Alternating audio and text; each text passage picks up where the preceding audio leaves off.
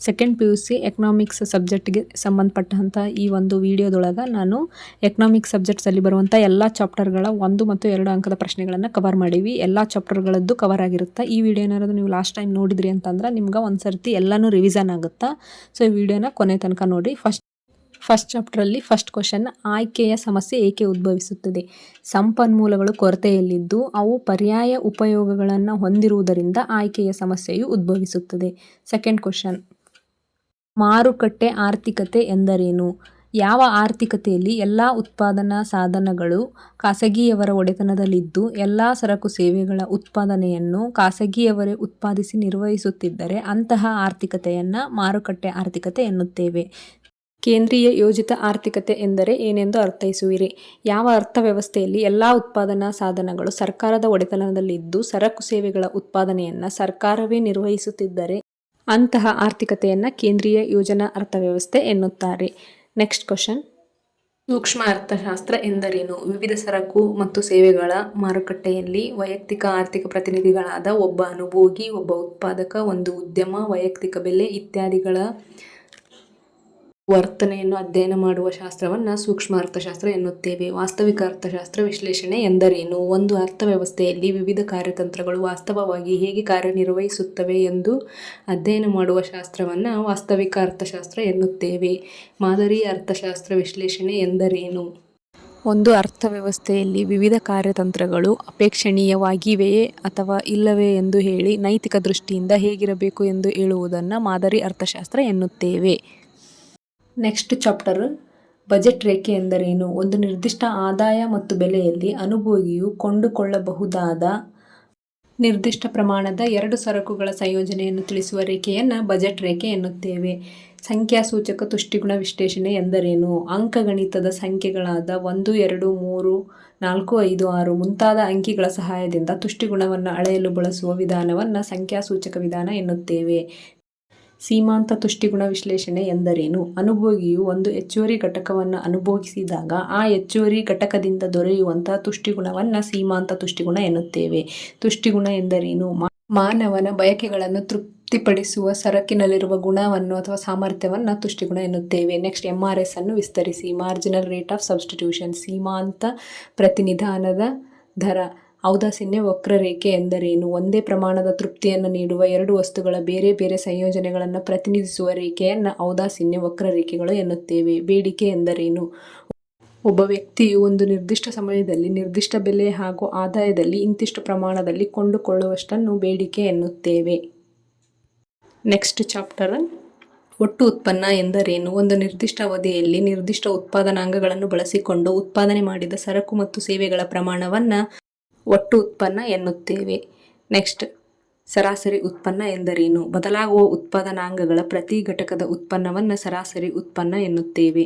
ಸೀಮಾಂತ ಉತ್ಪನ್ನದ ಅರ್ಥವನ್ನು ನೀಡಿ. ಇತರ ಎಲ್ಲ ಉತ್ಪಾದನಾಂಗಗಳು ಸ್ಥಿರವಾಗಿದ್ದು ಒಂದು ಉತ್ಪಾದನಾಂಗದ ಪ್ರತಿ ಘಟಕದ ಬದಲಾವಣೆಗೆ ಉತ್ಪನ್ನದಲ್ಲಾಗುವಂತಹ ಒಂದು ಬದಲಾವಣೆಯನ್ನು ಸೀಮಾಂತ ಉತ್ಪನ್ನ ಎನ್ನುತ್ತೇವೆ. ನೆಕ್ಸ್ಟ್, ಉದ್ಯಮ ಘಟಕದ ವೆಚ್ಚ ಬಿಂಬಕದ ಅರ್ಥವನ್ನು ಬರೆಯಿರಿ. ಉತ್ಪಾದನಾ ವೆಚ್ಚ ಮತ್ತು ಉತ್ಪನ್ನದ ನಡುವಿನ ಕ್ರಿಯಾವಲಂಬಿ ಸಂಬಂಧವನ್ನು ತಿಳಿಸುವುದನ್ನು ಉದ್ಯಮ ಘಟಕದ ವೆಚ್ಚ ಬಿಂಬಕ ಎನ್ನುತ್ತೇವೆ.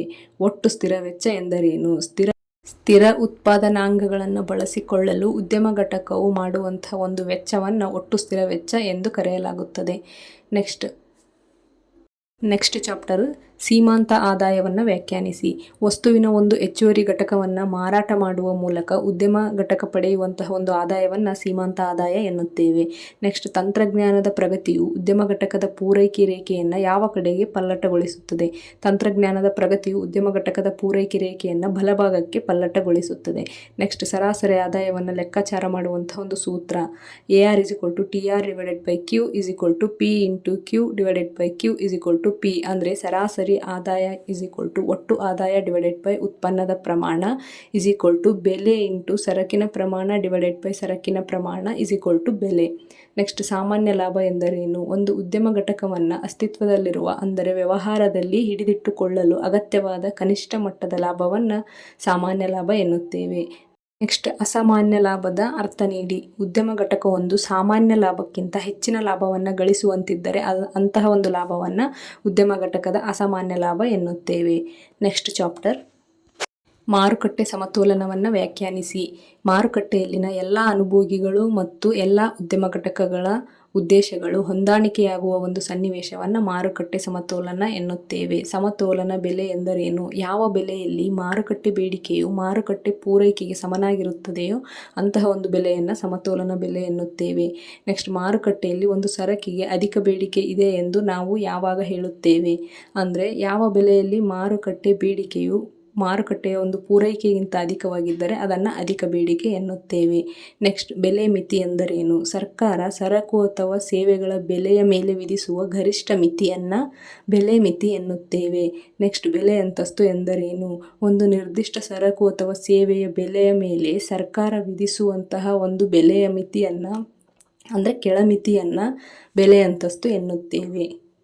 ನೆಕ್ಸ್ಟ್ ಚಾಪ್ಟರಲ್ಲಿ ಫಸ್ಟ್ ಕ್ವಶನ್, ಏಕಸ್ವಾಮ್ಯ ಎಂದರೇನು? ಒಂದು ಮಾರುಕಟ್ಟೆಯಲ್ಲಿ ಒಬ್ಬನೇ ಉತ್ಪಾದಕನಿದ್ದು ಅವನು ಉತ್ಪಾದಿಸುವಂತಹ ವಸ್ತುವಿಗೆ ಯಾವುದೇ ಸಮೀಪದ ಬದಲಿ ವಸ್ತು ಲಭ್ಯವಿಲ್ಲದಿದ್ದರೆ ಅಂತಹ ಒಂದು ಮಾರುಕಟ್ಟೆಯನ್ನು ಏಕಸ್ವಾಮ್ಯ ಮಾರುಕಟ್ಟೆ ಎನ್ನುತ್ತೇವೆ. ಸ್ವಾಮ್ಯಯುತ ಪೈಪೋಟಿ ಮಾರುಕಟ್ಟೆ ಅರ್ಥ ನೀಡಿ.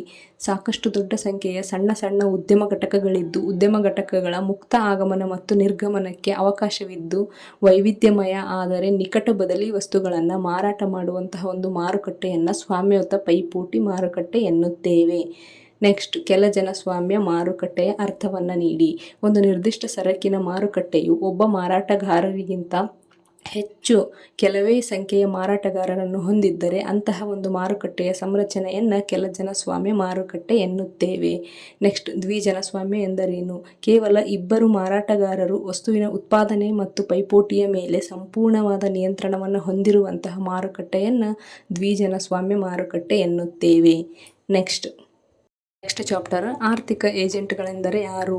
ಅಂದರೆ ಅನುಭೋಗಿಗಳು, ಉತ್ಪಾದಕರು, ಸರ್ಕಾರ, ನಿಗಮಗಳು, ಬ್ಯಾಂಕುಗಳು. ನೆಕ್ಸ್ಟ್ ಕ್ವಶನ್, ಸಾಂಪ್ರದಾಯ ಪಂಥದ ಚಿಂತನೆ ಏನನ್ನು ಹೇಳುತ್ತದೆ? ಕೆಲಸ ಮಾಡಲು ಸಿದ್ಧವಿರುವಂತಹ ಎಲ್ಲ ಕಾರ್ಮಿಕರು ಪೂರ್ಣ ಉದ್ಯೋಗವನ್ನು ಕಂಡುಕೊಳ್ಳುತ್ತಿದ್ದರು ಮತ್ತು ಎಲ್ಲ ಕಾರ್ಖಾನೆಗಳು ತಮ್ಮ ಪೂರ್ಣ ಸಾಮರ್ಥ್ಯದಲ್ಲಿ ಕಾರ್ಯನಿರ್ವಹಿಸುತ್ತಿರುತ್ತವೆ ಎನ್ನುವುದು ಅರ್ಥಶಾಸ್ತ್ರದ ಪ್ರಬಲ ಚಿಂತನೆಯಾಗಿತ್ತು. ಇದನ್ನು ಸಾಂಪ್ರದಾಯ ಪಂಥದ ಚಿಂತನೆ ಎಂದು ಕರೆಯುತ್ತಾರೆ. ಆಮದುಗಳ ಅರ್ಥ ನೀಡಿ. ದೇಶಕ್ಕೆ ಕೆಲವು ಸರಕುಗಳು ಮತ್ತು ಸೇವೆಗಳ ಅವಶ್ಯಕತೆ ಉಂಟಾದಾಗ ದೇಶ ಜಗತ್ತಿನ ಇತರ ದೇಶಗಳಿಂದ ಖರೀದಿಸುವುದನ್ನು ಆಮದುಗಳು ಎನ್ನುತ್ತೇವೆ. ಆಡಮ್ ಸ್ಮಿತ್ ಅವರ ಪ್ರಸಿದ್ಧ ಕೃತಿಯ ಹೆಸರು? ಅಂದರೆ ರಾಷ್ಟ್ರಗಳ ಸಂಪತ್ತಿನ ಸ್ವರೂಪ ಮತ್ತು ಕಾರಣಗಳ ಒಂದು ಪರಿಶೀಲನೆಯಾಗಿರುತ್ತದೆ. ನೆಕ್ಸ್ಟ್, ಕೂಲಿಯ ದರ ಎಂದರೆ ಏನೆಂದು ಅರ್ಥೈಸುವಿರಿ? ಅಂದರೆ ಯಾವ ಬೆಲೆಗೆ ಶ್ರಮದ ಮಾರಾಟ ಮತ್ತು ಖರೀದಿ ಆಗುತ್ತದೆಯೋ ಅದನ್ನು ಕೂಲಿಯ ದರ ಎನ್ನಲಾಗುತ್ತದೆ.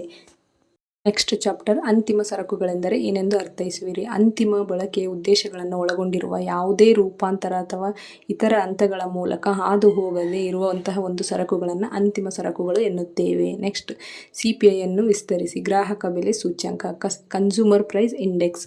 ನೆಕ್ಸ್ಟ್, GNP ಯನ್ನು ವಿಸ್ತರಿಸಿ ಅಂತಂದರೆ ಮಾರುಕಟ್ಟೆ ಬೆಲೆಯಲ್ಲಿ ಒಟ್ಟು ರಾಷ್ಟ್ರೀಯ ಉತ್ಪನ್ನ. ನೆಕ್ಸ್ಟ್, ನಿವ್ವಳ ಮೌಲ್ಯವರ್ಧನೆಯನ್ನು ಹೇಗೆ ಪಡೆಯುವಿರಿ? ಒಟ್ಟು ಮೌಲ್ಯವರ್ಧನೆಯಲ್ಲಿ ಸವಕಳಿ ವೆಚ್ಚವನ್ನು ಕಳೆದರೆ ಬರುವುದೇ ನಿವ್ವಳ ಮೌಲ್ಯವರ್ಧನೆಯಾಗಿರುತ್ತೆ. ನೆಕ್ಸ್ಟ್, GDPಯ ಒಂದು ಅರ್ಥವನ್ನು ನೀಡಿ. ಅಂತಂದರೆ ಗ್ರಾಸ್ ಡೊಮೆಸ್ಟಿಕ್ ಪ್ರಾಡಕ್ಟ್. ಒಂದು ದೇಶದಲ್ಲಿ ಒಂದು ವರ್ಷದ ಅವಧಿಯಲ್ಲಿ ಉತ್ಪಾದಿಸಿದಂತಹ ಎಲ್ಲ ಅಂತಿಮ ಸರಕು ಸೇವೆಗಳ ಒಟ್ಟು ಹಣದ ರುಪಿ ಮೌಲ್ಯವನ್ನು ಒಟ್ಟು ದೇಶೀಯ ಉತ್ಪನ್ನ ಎನ್ನುತ್ತೇವೆ. ನೆಕ್ಸ್ಟ್, ಮಧ್ಯಂತರ ಸರಕುಗಳ ಅರ್ಥ. ಕೆಲವು ಉತ್ಪಾದಕರು ಉತ್ಪಾದಿಸಿದ ಸರಕುಗಳನ್ನು ಇತರ ಉತ್ಪಾದಕರ ಉತ್ಪಾದನೆಯಲ್ಲಿ ಭೌತಿಕ ಆದಾನವಾಗಿ ಬಳಸಿದರೆ ಅಂತಹ ಸರಕುಗಳನ್ನು ಮಧ್ಯಂತರ ಸರಕುಗಳು ಎಂದು ಕರೆಯುತ್ತಾರೆ. ನೆಕ್ಸ್ಟ್, ಸವಕಳಿ ಎಂದರೇನು? ಅಂದರೆ ಬಂಡವಾಳದ ನಿಯಮಿತ ಸವಕಲು ಹರಕಲಿಗೆ ಅವಕಾಶ ಮಾಡಿಕೊಡುವುದಕ್ಕಾಗಿ ಒಟ್ಟು ಹೂಡಿಕೆಯ ಮೌಲ್ಯದಿಂದ ಕಳೆದರೆ ಬರುವುದೇ ಸವಕಳಿ ಎನ್ನುತ್ತೇವೆ. ನೆಕ್ಸ್ಟ್, ವೈಯಕ್ತಿಕ ವೆಚ್ಚ ಮಾಡಬಹುದಾದ ಆದಾಯವನ್ನು ಹೇಗೆ ಪಡೆಯುತ್ತೇವೆ?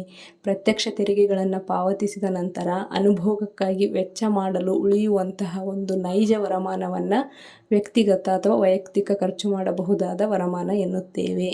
ನೆಕ್ಸ್ಟ್, ಮಾರುಕಟ್ಟೆ ಬೆಲೆಗಳಲ್ಲಿ GVA ಸಮೀಕರಣವನ್ನು ಬರೆಯಿರಿ. ಮಾರುಕಟ್ಟೆ ಬೆಲೆಗಳಲ್ಲಿ GVA ಮೂಲ ಬೆಲೆಗಳಲ್ಲಿ GVA ಪ್ಲಸ್ ನಿವ್ವಳ ಉತ್ಪನ್ನ ತೆರಿಗೆಗಳು. ನೆಕ್ಸ್ಟ್, GDP ಅನಪ್ರಸರಣಕ ಎಂದರೇನು ಅಂತಂದರೆ ನೈಜ GDP ಮತ್ತು ನಾಮಮಾತ್ರದ GDPಯ ಒಂದು ಅನುಪಾತವನ್ನು GDPಯ ಅನಪ್ರಸರಣಕ ಎಂದು ಕರೆಯುತ್ತೇವೆ. ನೆಕ್ಸ್ಟ್ ಚಾಪ್ಟರ್, ವಸ್ತು ವಿನಿಮಯ ಪದ್ಧತಿ ಎಂದರೇನು? ಹಣದ ಸಹಾಯವಿಲ್ಲದೆ ವಸ್ತುಗಳಿಗೆ ನೇರವಾಗಿ ವಿನಿಮಯಿಸಿಕೊಳ್ಳುವಂತಹ ಒಂದು ಪದ್ಧತಿಗೆ ವಸ್ತು ವಿನಿಮಯ ಪದ್ಧತಿ ಎನ್ನುವರು. ಹಣದ ಅರ್ಥವನ್ನು ನೀಡಿ ವಿನಿಮಯ ಸಾಧನ ಮತ್ತು ಮೌಲ್ಯಮಾಪನ ಸಾಧನವಾಗಿ ಕಾರ್ಯನಿರ್ವಹಿಸುವಂತಹ ಒಂದು ಸಾರ್ವತ್ರಿಕವಾಗಿ ಮನ್ನಿಸಲ್ಪಡುವಂತಹ ಯಾವುದೇ ವಸ್ತುವನ್ನು ಹಣ ಎನ್ನುತ್ತೇವೆ. ವಾಯಿದೆ ಠೇವಣಿ ಎಂದರೇನು? ಪರಿಪಕ್ವತೆಗೆ ನಿಶ್ಚಿತ ಕಾಲಾವಧಿಯನ್ನು ಹೊಂದಿರುವ ಠೇವಣಿಗಳನ್ನು ವಾಯಿದೆ ಠೇವಣಿಗಳು ಅಥವಾ ನಿಶ್ಚಿತ ಠೇವಣಿಗಳು ಎನ್ನುತ್ತೇವೆ. ಫಿಯಟ್ ಹಣ ಎಂದರೇನು? ಕರೆನ್ಸಿ ನೋಟುಗಳು ಮತ್ತು ನಾಣ್ಯಗಳನ್ನು ಫಿಯಟ್ ಹಣ ಎಂದು ಕರೆಯುತ್ತೇವೆ. ಫಿಯಟ್ ಹಣಕ್ಕೆ ಬೆಳ್ಳಿ ಅಥವಾ ಬಂಗಾರದ ನಾಣ್ಯಗಳಂತೆ ಆಂತರಿಕ ಮೌಲ್ಯಗಳಿರುವುದಿಲ್ಲ, ಆದರೂ ಇದು ಸರ್ವರಿಂದಲೂ ಮನ್ನಿಸಲ್ಪಡುತ್ತದೆ. ನೆಕ್ಸ್ಟ್, CRR ಅನ್ನು ವಿಸ್ತರಿಸಿ. ನಗದು ಮೀಸಲು ಅನುಪಾತ ಅಂದರೆ cash reserve ratio. Next, bank ದರ ಎಂದರೇನು? ಕೇಂದ್ರ ಬ್ಯಾಂಕು ವಾಣಿಜ್ಯ ಬ್ಯಾಂಕುಗಳಿಗೆ ಒದಗಿಸುವಂತಹ ಒಂದು ಸಾಲದ ಮೇಲಿನ ಬಡ್ಡಿ ದರವನ್ನು ಬ್ಯಾಂಕ್ ದರ ಎನ್ನುತ್ತೇವೆ. ನೆಕ್ಸ್ಟ್ ಚಾಪ್ಟರ್, ಸ್ವಾಯತ್ತ ಅನುಭೋಗದ ಅರ್ಥವನ್ನು ಬರೆಯಿರಿ. ಅನುಭೋಗವು ಆದಾಯವನ್ನು ಅವಲಂಬಿಸದೆ ಆದಾಯದಿಂದ ಸ್ವತಂತ್ರವಾದ ಅನುಭೋಗವನ್ನು ಸ್ವಾಯತ್ತ ಅನುಭೋಗ ಎನ್ನುತ್ತೇವೆ. ನೆಕ್ಸ್ಟ್, ಸೀಮಾಂತ ಉಳಿತಾಯ ಪ್ರವೃತ್ತಿಯ ಒಂದು ಅರ್ಥವನ್ನು ಬರೆಯಿರಿ. ಅಂದರೆ ಆದಾಯದ ಪ್ರತಿ ಘಟಕದಲ್ಲಾಗುವ ಬದಲಾವಣೆಗೆ ಉಳಿತಾಯ ಪ್ರವೃತ್ತಿಯಲ್ಲಾಗುವಂತಹ ಒಂದು ಬದಲಾವಣೆಯನ್ನು ಸೀಮಾಂತ ಉಳಿತಾಯ ಪ್ರವೃತ್ತಿ ಎನ್ನುತ್ತೇವೆ. ನೆಕ್ಸ್ಟ್, ಸರಾಸರಿ ಉಳಿತಾಯ ಪ್ರವೃತ್ತಿ. ಉಳಿತಾಯ ಪ್ರವೃತ್ತಿ ಅಂದರೆ ಆದಾಯದ ಪ್ರತಿ ಘಟಕದ ಉಳಿತಾಯವನ್ನು ಸರಾಸರಿ ಉಳಿತಾಯ ಪ್ರವೃತ್ತಿ ಎನ್ನುತ್ತೇವೆ. ನೆಕ್ಸ್ಟ್, ಪೂರ್ಣ ಉದ್ಯೋಗ ಮಟ್ಟದ ಆದಾಯದ ಅರ್ಥವನ್ನು ಬರೆಯಿರಿ. ಅಂದರೆ ಉತ್ಪಾದನಾ ಪ್ರಕ್ರಿಯೆಯಲ್ಲಿ ಎಲ್ಲ ಉತ್ಪಾದನಾಂಗಗಳು ಸಂಪೂರ್ಣವಾಗಿ ಬಳಕೆಯಾದ ಮಟ್ಟದಲ್ಲಿನ ಒಂದು ಆದಾಯವನ್ನು ಪೂರ್ಣೋದ್ಯೋಗ ಮಟ್ಟದಲ್ಲಿನ ಆದಾಯ ಎನ್ನುತ್ತೇವೆ. ನೆಕ್ಸ್ಟ್, ಸಮಗ್ರ ಬೇಡಿಕೆಯ ಮೇಲೆ ಪ್ರಭಾವ ಬೀರುವ 2 ಕೋಶೀಯ ಚಲಕಗಳನ್ನು ಹೆಸರಿಸಿ. ಅಂದರೆ ತೆರಿಗೆ ಮತ್ತು ಸರ್ಕಾರದ ವೆಚ್ಚ. ನೆಕ್ಸ್ಟ್, ಸೀಮಾಂತ ಅನುಭೋಗ ಪ್ರವೃತ್ತಿ MPCಯ ಸೂತ್ರವನ್ನು ಬರೆಯಿರಿ. MPC = ΔC / ΔY = C. ΔC ಅಂದರೆ ಅನುಭೋಗದ ಬದಲಾವಣೆ, ΔY ಅಂದರೆ ಆದಾಯದ ಬದಲಾವಣೆ. ನೆಕ್ಸ್ಟ್, ಸಾರ್ವಜನಿಕ ಸರಕುಗಳೆಂದರೇನು? ಅನುಭೋಗಿಗಳು ಹಾಗೂ ಉತ್ಪಾದಕರುಗಳ ನಡುವೆ ವಿನಿಮಯವಾಗದೆ ನಿರ್ದಿಷ್ಟ ಸರಕು ಸೇವೆಗಳನ್ನು ಸರ್ಕಾರವೇ ಪೂರೈಸಿದರೆ ಅಂತಹ ಒಂದು ಸರಕುಗಳನ್ನು ಸಾರ್ವಜನಿಕ ಸರಕುಗಳು ಎನ್ನುತ್ತೇವೆ. ಪುಕ್ಕಟೆ ಸವಾರರೆಂದರೆ ಯಾರು? ಯಾವ ಬಳಕೆದಾರರು ಶುಲ್ಕ ಪಾವತಿಸದೆ ಪುಕ್ಕಟೆಯಾಗಿ ಸಾರ್ವಜನಿಕ ಸೇವೆಗಳನ್ನು ಬಳಸುತ್ತಾರೋ ಅವರನ್ನು ಪುಕ್ಕಟೆ ಸವಾರರು ಎನ್ನುತ್ತೇವೆ. ಸಾರ್ವಜನಿಕ ಸರಬರಾಜು ಎಂದರೆ ಏನೆಂದು ಅರ್ಥೈಸುವಿರಿ? ಅಂದರೆ ಆಯವ್ಯಯದ ಮೂಲಕ ಹಣವನ್ನು ಒದಗಿಸಲಾಗಿದ್ದು ಹಾಗೂ ಯಾವುದೇ ಒಂದು ತೆರಿಗೆ ಪಾವತಿ ಇಲ್ಲದೆ ಬಳಸುವಂಥವುಗಳನ್ನು ಸಾರ್ವಜನಿಕ ಸರಬರಾಜು ಎನ್ನುತ್ತೇವೆ. ನೆಕ್ಸ್ಟ್, ಪುರೋಗಾಮಿ ತೆರಿಗೆಯ ಅರ್ಥವನ್ನು ನೀಡಿ. ಆದಾಯ ಹೆಚ್ಚಿದಂತೆ ತೆರಿಗೆ ದರ ಹೆಚ್ಚಳದಲ್ಲಾಗುವ ತೆರಿಗೆ ಪದ್ಧತಿಯನ್ನು ಪುರೋಗಾಮಿ ತೆರಿಗೆ ಪದ್ಧತಿ ಎನ್ನುತ್ತೇವೆ. ನೆಕ್ಸ್ಟ್, ಕಂದಾಯ ಸ್ವೀಕೃತಿ ಎಂದರೇನು? ಸರ್ಕಾರವು ತೆರಿಗೆ ಮತ್ತು ತೆರಿಗೆಯೇತರ ಮೂಲಗಳಿಂದ ಗಳಿಸುವಂತಹ ಒಂದು ಆದಾಯವನ್ನು ಕಂದಾಯ ಸ್ವೀಕೃತಿ ಎನ್ನುತ್ತೇವೆ. ನೆಕ್ಸ್ಟ್, ಬಂಡವಾಳ ಸ್ವೀಕೃತಿಯ ಅರ್ಥ. ಹೊಣೆಗಾರಿಕೆಗಳನ್ನು ಸೃಷ್ಟಿಸುವಂತಹ ಅಥವಾ ಹಣಕಾಸಿನ ಆಸ್ತಿಗಳನ್ನು ಕಡಿಮೆ ಮಾಡುವಂತಹ ಸರ್ಕಾರದ ಎಲ್ಲ ಸ್ವೀಕೃತಿಗಳನ್ನು ಬಂಡವಾಳ ಸ್ವೀಕೃತಿಗಳು ಎನ್ನುತ್ತೇವೆ. ನೆಕ್ಸ್ಟ್, ಕಂದಾಯ ವೆಚ್ಚದ ಅರ್ಥ. ಕೇಂದ್ರ ಸರ್ಕಾರದ ಭೌತಿಕ ಅಥವಾ ಹಣಕಾಸಿನ ಆಸ್ತಿಗಳ ಸೃಷ್ಟಿಯನ್ನು ಹೊರತುಪಡಿಸಿ ಉಳಿದ ಉದ್ದೇಶಗಳಿಗೆ ಮಾಡುವಂತಹ ಒಂದು ವೆಚ್ಚವನ್ನು ಕಂದಾಯ ವೆಚ್ಚ ಎನ್ನುತ್ತೇವೆ. ನೆಕ್ಸ್ಟ್, ಬಂಡವಾಳ ವೆಚ್ಚದ ಅರ್ಥ. ಭೌತಿಕ ಅಥವಾ ಹಣಕಾಸಿನ ಆಸ್ತಿಗಳನ್ನು ಸೃಷ್ಟಿಸುವಂತಹ ಸರ್ಕಾರದ ವೆಚ್ಚಗಳನ್ನು ಬಂಡವಾಳ ವೆಚ್ಚ ಎನ್ನುತ್ತೇವೆ. ನೆಕ್ಸ್ಟ್, FRBMA ವಿಸ್ತರಿಸಿ. ಅಂತಂದರೆ fiscal responsibility and budget management act. ಕೋಶೀಯ ಹೊಣೆಗಾರಿಕೆ ಮತ್ತು ಮುಂಗಡ ಪತ್ರ ನಿರ್ವಹಣಾ ಕಾಯ್ದೆ 2003. ನೆಕ್ಸ್ಟ್, ಪ್ರಾಥಮಿಕ ಕೊರತೆ ಎಂದರೇನು? ಕೋಶೀಯ ಕೊರತೆಯಲ್ಲಿ ಸಾರ್ವಜನಿಕ ಸಾಲದ ಮೇಲಿನ ಬಡ್ಡಿಯನ್ನು ಕಳೆದರೆ ಉಳಿಯುವುದೇ ಪ್ರಾಥಮಿಕ ಕೊರತೆ. ನೆಕ್ಸ್ಟ್ ಚಾಪ್ಟರ್, ಮುಕ್ತ ಆರ್ಥಿಕತೆ ಎಂದರೆ ಏನೆಂದು ಅರ್ಥೈಸುವಿರಿ? ಅಂದರೆ ಜಗತ್ತಿನ ಇತರ ರಾಷ್ಟ್ರಗಳೊಂದಿಗೆ ಸರಕು ಮತ್ತು ಸೇವೆಗಳ ಹಾಗೂ ಹಣಕಾಸು ಸಂಬಂಧಿ ಆರ್ಥಿಕ ವ್ಯವಹಾರ ಸಂಬಂಧವನ್ನು ಹೊಂದಿರುವಂತಹ ಒಂದು ಅರ್ಥವ್ಯವಸ್ಥೆಯನ್ನು ಮುಕ್ತ ಅರ್ಥವ್ಯವಸ್ಥೆ ಎನ್ನುತ್ತೇವೆ. ಸಂದಾಯ ಬಾಕಿ ಎಂದರೇನು? ಅಂದರೆ ಒಂದು ದೇಶವು ಒಂದು ವರ್ಷದಲ್ಲಿ ರಫ್ತು ಮಾಡಿದ ಎಲ್ಲ ಸರಕು ಮತ್ತು ಸೇವೆಗಳ ಮೌಲ್ಯ ಮತ್ತು ಆಮದು ಮಾಡಿಕೊಂಡಂತಹ ಒಂದು ಸರಕು ಮತ್ತು ಸೇವೆಗಳ ಮೌಲ್ಯದ ನಡುವಿನ ವ್ಯತ್ಯಾಸವನ್ನು ತೋರಿಸುವ ಪಟ್ಟಿಗೆ ಸಂದಾಯ ಬಾಕಿ ಎನ್ನುತ್ತೇವೆ. ನೆಕ್ಸ್ಟ್, ವ್ಯಾಪಾರ ಬಾಕಿ ಎಂದರೇನು? ಒಂದು ರಾಷ್ಟ್ರವು ಒಂದು ವರ್ಷದಲ್ಲಿ ರಫ್ತು ಮಾಡಿದಂತಹ ಎಲ್ಲ ಸರಕುಗಳ ಮೌಲ್ಯ ಮತ್ತು ಆಮದು ಮಾಡಿಕೊಂಡ ವಸ್ತುಗಳ ಮೌಲ್ಯದ ನಡುವಿನ ವ್ಯತ್ಯಾಸವನ್ನು ವ್ಯಾಪಾರ ಬಾಕಿ ಅಥವಾ ವ್ಯಾಪಾರ ಶುಲ್ಕ ಎನ್ನುತ್ತೇವೆ. ನೆಕ್ಸ್ಟ್, ಸ್ಥಿರ ವಿನಿಮಯ ದರ ಎಂದರೇನು? ಒಂದು ದೇಶ ತನ್ನ ಅಧಿಕೃತ ಕರೆನ್ಸಿಯನ್ನು ವಿದೇಶದ ಇತರೆ ಕರೆನ್ಸಿಗಳೊಂದಿಗೆ ವಿನಿಮಯ ಮಾಡಿಕೊಳ್ಳುವಂತಹ ಒಂದು ದರವನ್ನು ಒಂದು ಸಾರಿ ನಿರ್ಧರಿಸಿದ ನಂತರ ಅದು ಬಹಳಷ್ಟು ಕಾಲ ಸ್ಥಿರವಾಗಿ ಉಳಿದರೆ ಅದನ್ನು ಸ್ಥಿರ ವಿನಿಮಯ ದರ ಎನ್ನುತ್ತೇವೆ. ನೆಕ್ಸ್ಟ್, ಅಧಿಕೃತ ಮೀಸಲು ಮಾರಾಟದ ಅರ್ಥ. ಅಂದರೆ ಸಂದಾಯ ಬಾಕಿಯಲ್ಲಿ ಕೊರತೆಯನ್ನು ಸರಿದೂಗಿಸಲು ವಿದೇಶಿ ವಿನಿಮಯವನ್ನು RBI ಮಾರಾಟ ಮಾಡುವುದಕ್ಕೆ ಅಧಿಕೃತ ಮೀಸಲು ಮಾರಾಟ ಎನ್ನಲಾಗುತ್ತದೆ. ನೆಕ್ಸ್ಟ್, ನಿರ್ವಹಣಾ ಹೊಂದಾಣಿಕೆಯ ಅರ್ಥ ಸ್ಥಿರ ಮತ್ತು ಬದಲಾಗುವ ವಿನಿಮಯ ದರ ಪದ್ಧತಿಗಳ ಸಮ್ಮಿಶ್ರಣವನ್ನೊಳಗೊಂಡಂತಹ ಒಂದು ಪದ್ಧತಿಯನ್ನು ನಿರ್ವಹಣಾ ಹೊಂದಾಣಿಕೆ ಎನ್ನುತ್ತೇವೆ.